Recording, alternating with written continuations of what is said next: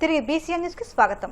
ప్రతి విద్యార్థి ఒక లక్ష్యంతో ముందుకు సాగాలని, ఇతర విషయాలకు ప్రాధాన్యత ఇవ్వకుండా విద్యపై దృష్టిని సారించి పట్టు సాధించాలని జిల్లా జాయింట్ కలెక్టర్ రాహుల్ కుమార్ రెడ్డి అన్నారు. పశ్చిమ గోదావరి జిల్లా భీమవరం త్యాగరాజ భవనంలో మానవతా సంస్థ భీమవరం శాఖ ఆధ్వర్యంలో పట్టణంలో 10వ తరగతిలో ఉత్తమ ఫలితాలను సాధించిన మెరిట్ విద్యార్థులకు ప్రతిభా అవార్డులు, నగదు పురస్కారాలను అందించే కార్యక్రమం నిర్వహించారు. ఈ సందర్భంగా జేసీ మాట్లాడుతూ గత 3 సంవత్సరాలుగా ప్రభుత్వ పాఠశాల విద్యార్థులను ప్రోత్సహిస్తూ ప్రతిభా అవార్డు, నగదు పురస్కారాలను అందిస్తున్న మానవతా సంస్థ సభ్యులను అభినందించారు. సమాజంలో పిల్లల్ని ఎంకరేజ్ చేసే విధంగా మానవతా ఫౌండేషన్ తరఫున ముందుకు వచ్చిన దాతలందరికీ నా ప్రత్యేక అభినందనలు, శుభాకాంక్షలు. ఈ ఈవెంట్ చూస్తుంటే ఖచ్చితంగా నాకు 20 years బ్యాక్ ఒక చిన్న ఈవెంట్ గుర్తొస్తుంది. నాకు 2006లో నేను 10th పాస్ అవుతాను. ఇప్పుడు నేను CBSEలో విద్యామందిర్ స్కూల్ కడపలో చదివాను. అప్పుడు నేను డిస్ట్రిక్ట్ ఫస్ట్ వచ్చినప్పుడు నాకు ఇంకా ఆ ట్రస్ట్ పేరు గుర్తులేదు. అప్పుడు నన్ను పిలిచి ఒక 1000 రూపాయలు గిఫ్ట్గా ఆ రోజు డిస్ట్రిక్ట్ ఫస్ట్ వచ్చినందుకు ఎగ్జాక్ట్లీ 20 years బ్యాక్ 2006లో అది ఇచ్చినప్పుడు ఒక 640 rupees పెట్టి ఒక వాచ్ కొనుక్కున్నాను. వాచ్ కొనుక్కొని అప్పుడు ఇంటర్వ్యూకి వెళ్ళాలి. మీకు తెలిసి ఇంటర్వ్యూ అంటే ఎంసెట్, టైం మేనేజ్మెంట్ ఇలా చెప్పేవారు అనమాట. సో ఫస్ట్ ఆ 1000 రూపాయలు రాగానే నేను 640 rupees పెట్టి ఒక వాచ్ కొనుక్కొని ఇంకా 360 rupees మా అమ్మ నాన్నకి ఇచ్చాను. సో ఆ మూమెంట్ నాకు గుర్తొచ్చింది. అంటే అది ఒక ఎంకరేజింగ్ మూమెంట్. అంటే మనం ఏదైనా కష్టపడి సాధించినప్పుడు సమాజంలో ఉన్న పెద్దలు దాన్ని గుర్తించి అభినందించినప్పుడు ఖచ్చితంగా దాంట్లో మనకి ఇంకా మోటివేషన్, ఇంకా బాగా కష్టపడాలి, ఇంకా అమ్మ నాన్నకి మంచి పేరు తీసుకోవాలి, ఇంకా చదువుకొని ఉన్నత స్థాయిలో స్థిరపడాలన్న ఆలోచన ఇంకా గట్టిగా అది ఉండిపోతుంది. సో ఆ 20 ఏళ్ల కిందట వచ్చిన ప్రోత్సాహం తర్వాత నేను ఎంసెట్లో కూడా అదేవిధంగా వాచ్ ఎప్పుడు నేను ఎంసెట్ తీసుకెళ్ళేవాడిని కూడా. ఎంసెట్ మాక్ టెస్ట్ కూడా తీసుకెళ్ళి ఇంకా 660 ర్యాంక్ అప్పుడు ఎంసెట్లో కూడా నాకు రావడం జరిగింది దాని ద్వారా. సో అలాంటి మెమరీ మీ అందరికీ క్రియేట్ అవుతుంది, ముఖ్యంగా ఇక్కడ ఉన్న పిల్లలందరికీ. ఎందుకంటే మీరు కష్టపడి చదివారు. కష్టపడి చదివిన దానికి మీకు మార్కులు అనేది ఒక ఎత్తు అయితే సమాజంలో ఉన్న పెద్దలందరూ అంటే సమాజంలో మిమ్మల్ని గుర్తించి మీరు కష్టపడ్డారు కాబట్టి మీకు ఫలితం వచ్చింది అని చెప్పడానికి ఇది ఒక ఉదాహరణ.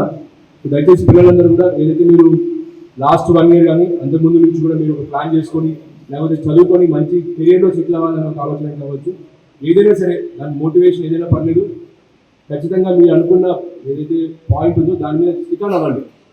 10th క్లాస్ సక్సెస్ అయినంత మాత్రాన మళ్ళీ కాంప్లసెంట్ అయిపోయి నేను సాధించేసానన్న ఆలోచన కాకుండా ఇంకా కష్టపడాలి. ఈ విజయం మీద నుంచి ఏదైతే మీకు ఫలితం దక్కిందో ఖచ్చితంగా దీనికి ఒక 10-15 times మీరు పెట్టాల్సిన అవసరం కూడా రావచ్చు. ఫ్యూచర్లో అంత శ్రమ పెట్టాల్సిన అవసరం కూడా రావచ్చు. దయచేసి ఆ పట్టుదలను అలానే నిలుపుకొని ఫ్యూచర్ ఏదైతే మీరు కెరీర్ ఎంచుకుంటారో ఏదైనా అవ్వచ్చు, దాంట్లో ఖచ్చితంగా మీరు ప్లాన్డ్గా హార్డ్ వర్క్ చేస్తే సక్సెస్ అనేది ఖచ్చితంగా చేపడుతున్నారు.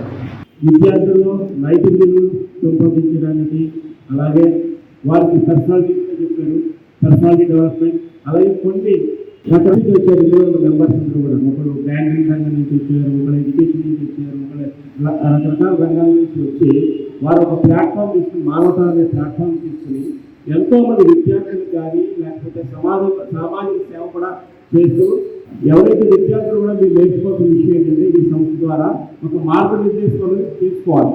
ఎందుకంటే వారు ఏ విధంగా వారికి ఈరోజు సేవ చేయాల్సిన అవసరం లేదు. వాళ్ళు ఇంకా ఈ వయసులో 70-80 సంవత్సరాల వయసులో వారు మిగిలిన కాలక్షేపం చేసుకుంటే వారికి జీవనం అనేది గడిచిపోతుంది. కానీ వారిని స్ఫూర్తిగా తీసుకుని వారు ఏదైతే సామాజిక కార్యక్రమాలు చేస్తున్నారో ఆ కార్యక్రమాలు స్ఫూర్తిగా తీసుకుని మీరు ఏదైతే ఇప్పుడు 15 సంవత్సరాల వయసులో మీరు ఈ అవార్డు చేసుకున్నారు, వచ్చే 15 సంవత్సరాలు కూడా ఒక 7 years మీరు ఒక డెడికేషన్తో మీ లైఫ్ స్టైల్ని మీరు ఒక గోల్స్ని సెట్ చేసుకుని ఆ గోల్స్ ప్రకారంగా మీరు ఒక డెడికేషన్, డిసిప్లిన్ అండ్ డిటర్మినేషన్తో పట్టుదలతో మీరు పనిచేసి ఈ 7 సంవత్సరాలు మీకు జీవనంలో మంచి అభివృద్ధి సాగించాలి.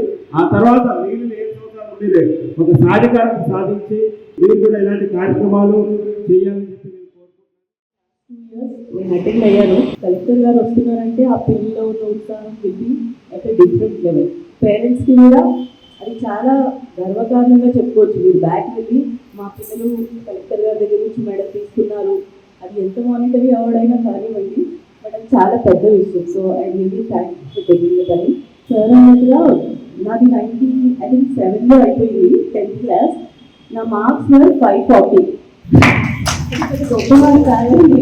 నేను ఎందుకు చెప్తున్నానంటే ఈ పిల్లల మార్కులు చూస్తే I was like so surprise. అంటే 590, 580 గవర్నమెంట్ స్కూల్స్కి ప్రైవేట్ స్కూల్స్కి చాలా పెద్ద డిఫరెన్స్ ఉంటుంది అని ఏదైతే అపోహ ఉంటుందో దిస్ ఇస్ అబ్సల్యూట్లీ ఫాల్స్ అని ఇక్కడే తెలిసిపోతుంది మనకి. ఇంత మంచి రిజల్ట్స్ తెచ్చిన I think the principals and the teachers they deserve a very good applause. I really congratulate all ఇచ్చినటువంటి మరి వారి ఆశయాలకు అనుగుణంగా మేమంతా కృషి చేస్తామని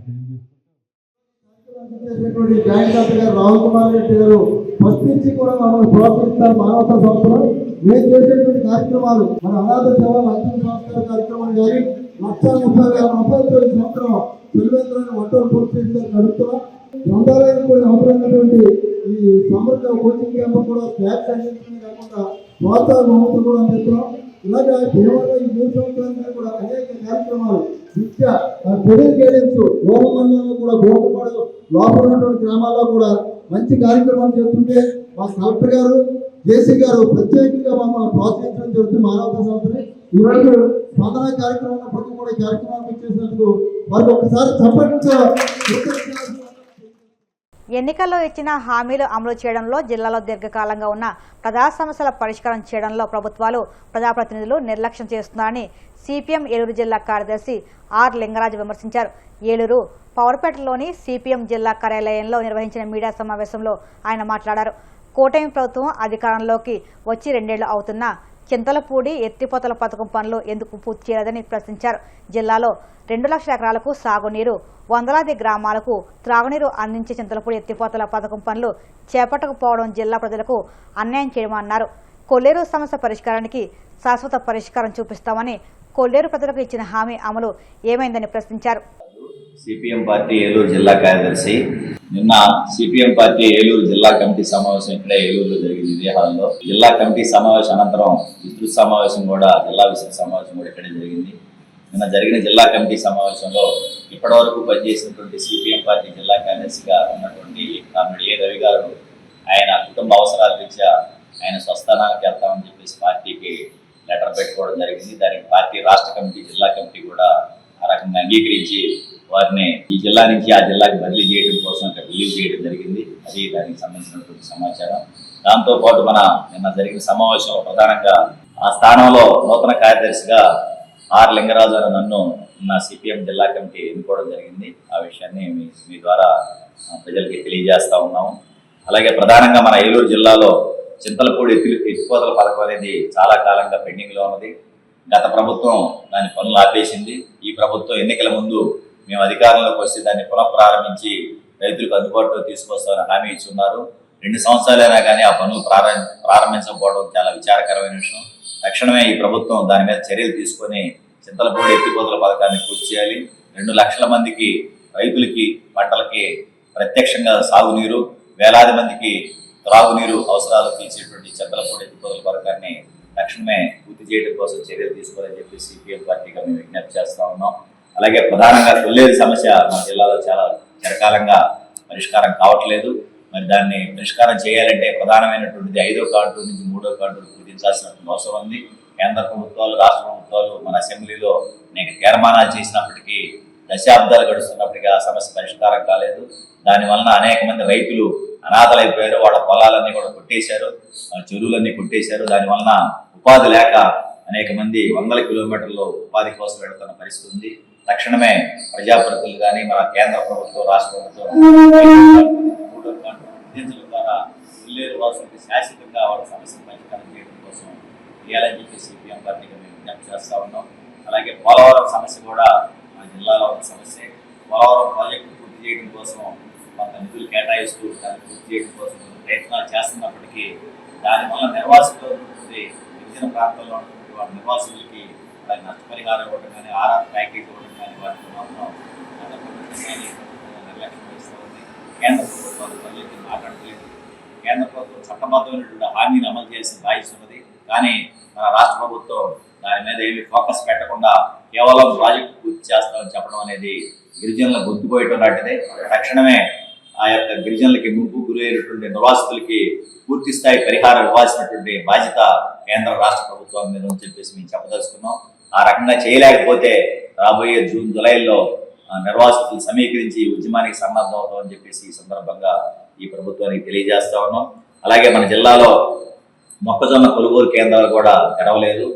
2400 రూపాయలు కొనాల్సినటువంటి గంట మొక్కజొన్నని కేవలం 1600కి 1700కి దళారులకు అమ్ముకోవాల్సిన పరిస్థితి నెట్టేసేది ఈ ప్రభుత్వం. దానివల్ల అనేక మంది రైతాంగం అనేక మంది నష్టపోతూ ఉన్నారు.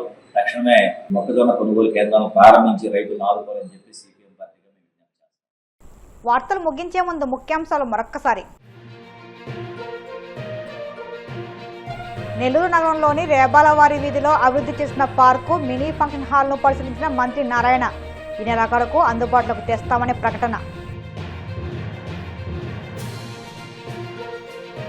పాలకొల్లు నియోజకవర్గాన్ని అగ్రగామిగా నిలుపుతామన్న నిమ్మల.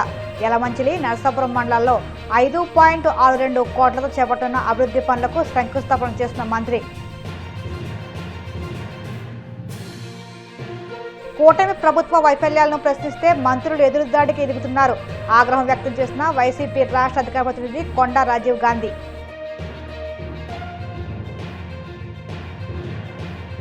విశాఖలో సుమారు 400 మంది హోంగార్డులకు ఉచితంగా హెల్మెట్లను పంపిణీ చేసిన సిపి శంకరప్రత బాగ్చి.